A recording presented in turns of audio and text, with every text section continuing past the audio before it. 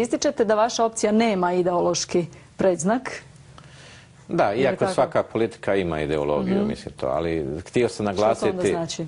Pa htio sam naglasiti u toj političkoj borbi između ova dva velika bloka gdje se ističu neke ideologije lijeve, desne koje u stvari... Čekajte, postoje još uvijek te ideologije njihove? Pa postoje, pa vidite da se vraća, pa danas je bilo isto hapšenje po nekom primjeru koji je krivi i tako dalje.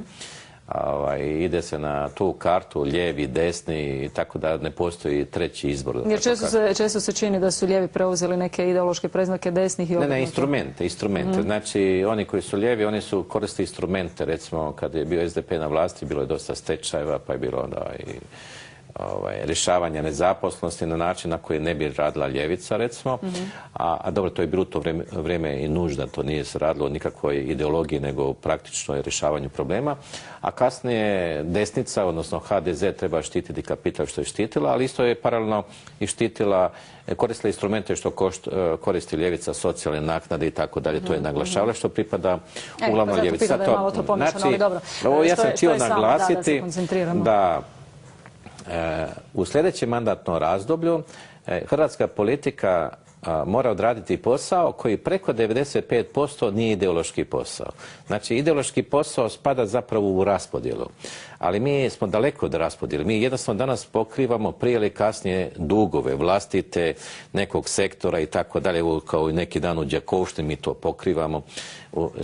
I to bi bila taj jedan dio ideologije. Međutim, u ovoj sada situaciji politika treba organizirati državu da ljudi mogu raditi. Znači, ovdje je prvi posao i prvo pitanje što raditi, kako raditi. Što raditi su proizvodi, kako raditi tehnologija, na koji način sve to organizirati je znanje. A to su više tehnička pitanja nego ideološka pitanja. Jedan tokarski stroj ili jedan kombajn ili jedan automobil ili nešto drugo je pitanje tehnologije, nije pitanje ideologije. Tako da ova pitanja koja mi moramo riješiti u Hrvatskoj, kao stvoriti osnovu da bolje živimo, su tehnička, tehnološka, organizacijska pitanja.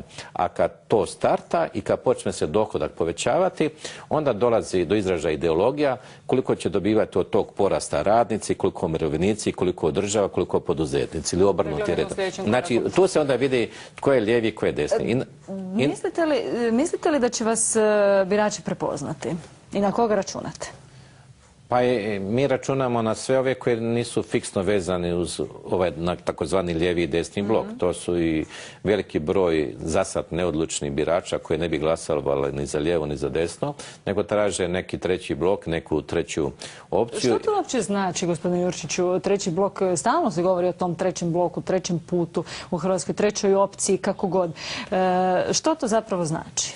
Pa to znači da izvučemo ili da dovedemo politiku na područje gdje postoji mogućnost izbora, gdje ova sad dva bloka, lijevi ili desni ili tako dalje, pokušaju stvoriti situaciju, atmosferu, možete glasati za nas ili za one druge, trećeg izbora nema. A mi zapravo nudimo treći izbor, a to je, kad gledamo sad, da tako kažem, nazovimo ideologiju ili ideološku osnovu našeg programa, ona se sastoji u tome da gospodarstvo mora biti tržišno i efikasno i profitabilno, a da društvo mora biti socijalno.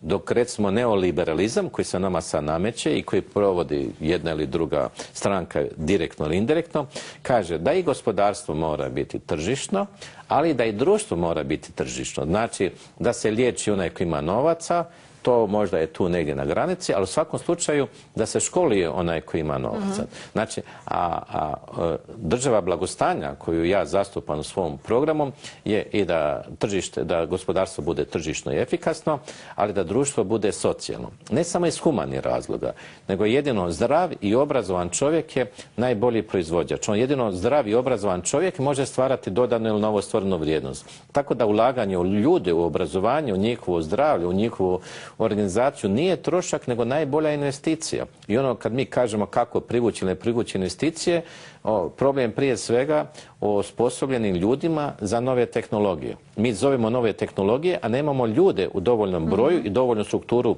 kvalitetnu strukturu ljudi da može ovdje bilo koji investitor početi raditi neki složeniji proizvod, tehnologičniji, a taj složeniji, tehnologičniji proizvod odbacuje veću dodanu vrijednost i omogućuje veću plaću. Kako to ne postoji, mi se sve više vraćamo jednostavnijim proizvodima. Sve više idemo prema drvetu i prema onome što smo izvozili prije 19. stoljeće.